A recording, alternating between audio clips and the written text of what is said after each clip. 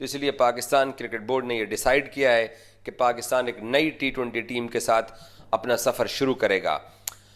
अस्सलाम वालेकुम नाज़रीन, चैंपियन ट्रॉफी में इबरतनाक शिकस्तों के बाद चेयरमैन और सिलेक्टर और हेड कोच ने 7 बड़ी तब्दीलियां कर दी। पाकिस्तान मजाक है, चैंपियनशिप नहीं जीती तो उनको आप बाहर निकालेंगे। बाबर आजम और रिजवान को जो है T20 से निकाल दिया गया है। शाहीन शाह अफरीदी और नसीम शाह को T20 और ODI दोनों से निकाल दिया है, लेकिन बाबर आजम का ODI का कंफर्म नहीं हुआ कि ODI से भी निकाला है या सिर्फ जो है T20 से निकाला है।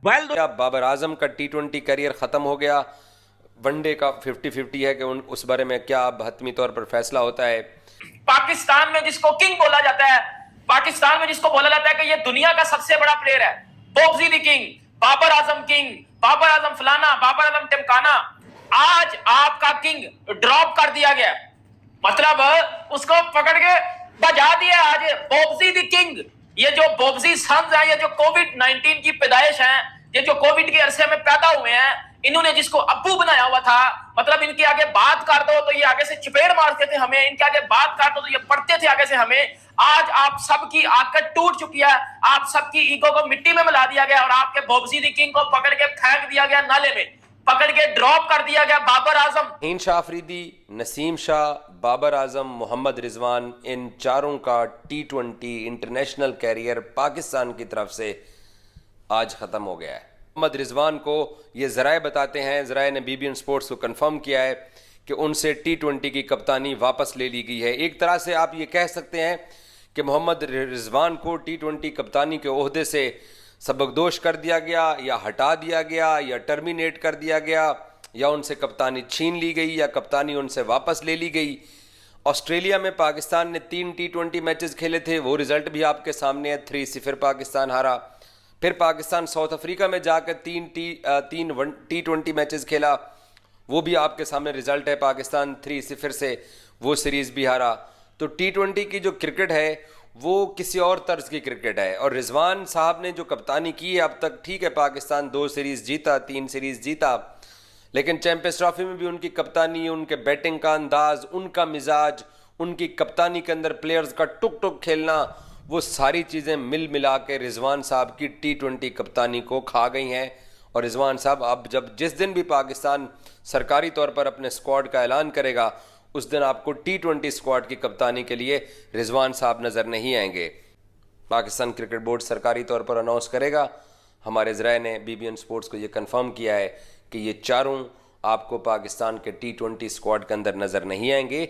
और ये सिर्फ इस न्यूजीलैंड सीरीज़ से ही इनको बाहर नहीं किया गया, मुझे लगता है मुस्तकिल ही शायद ये अब पाकिस्तान की तरफ से T20 क्रिकेट वापस खेल सकें।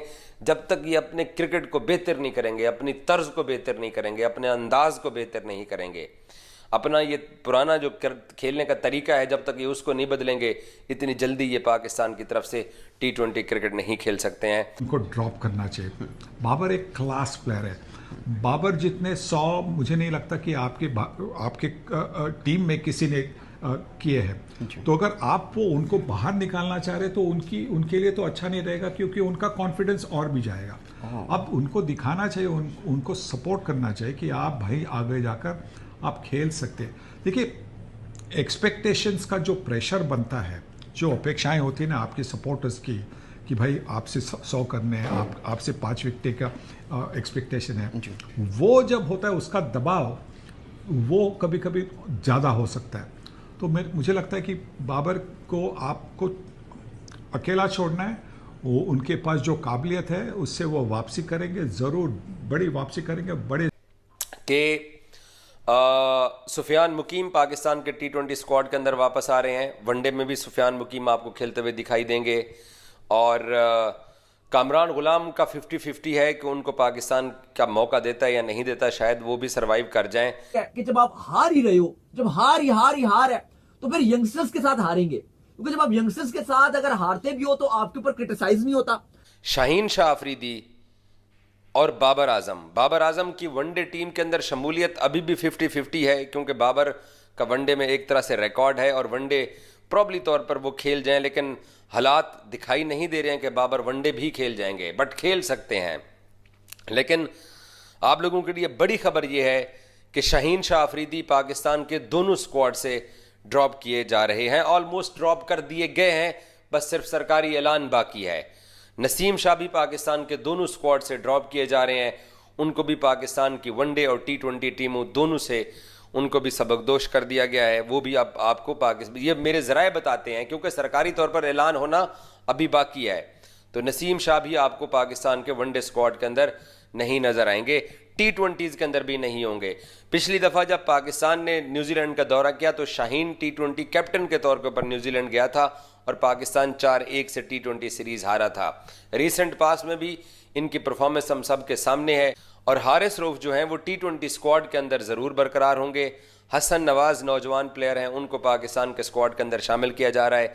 आकिफ जावेद को नौजवान फास्ट बॉलर हैं, उनको पाकिस्तान अपने स्क्वाड के अंदर शामिल करने जा रहा है।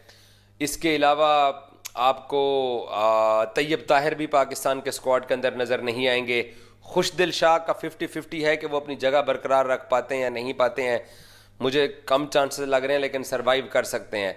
सलमान अली आगा जो हैं वो कप्तानी T20 की कप्तानी की रेस में शामिल हैं, लेकिन Mohammad Haris wicket keeper batsman भी T20 की कप्तानी के लिए रेस के अंदर शामिल हैं और हारिस T20 के कप्तान बन सकते हैं। शादाब खान को पाकिस्तान क्रिकेट बोर्ड कप्तान नहीं बनाना चाहता, उसी पुराने माइंडसेट जिसका शादाब भी एक अरसा हिस्सा रहे हैं। तो क्रिकेट बोर्ड को ये लगता है कि ये जो खिलाड़ी हैं ये ओल्ड डेटेड हैं, ये पुराने तर्ज की क्रिकेट खेलते हैं, तो लिहाजा शादाब के भी इम्कानात कम है।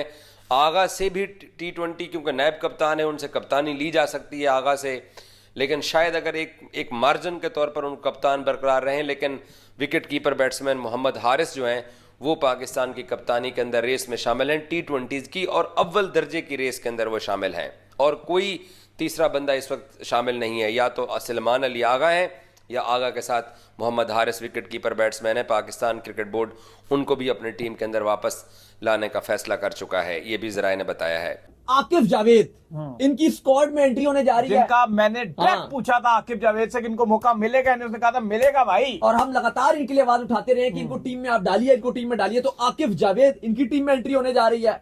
अली रजा जो यंगस्टर है जिनका बहुत नाम मेंशन किया है, याद है ना कितना नाम मेंशन किया, आप नाम मेंशन करते रहे। अली रजा को भी डाला गया और हसन नवाज बड़े जबरदस्त खिलाड़ी हैं, इनको भी आप देखेंगे फ्यूचर में। ये पाकिस्तान का वो टैलेंट है ना हसन नवाज, ये आप देखेंगे छक्के छुड़ा देगा, इतने प्यारे ये छक्के मारता है। ये और भी काफी सारे 6-7 यंगस्टर्स के नाम है जो आपकी सिलेक्शन कमेटी शॉर्टलिस्ट करेगी।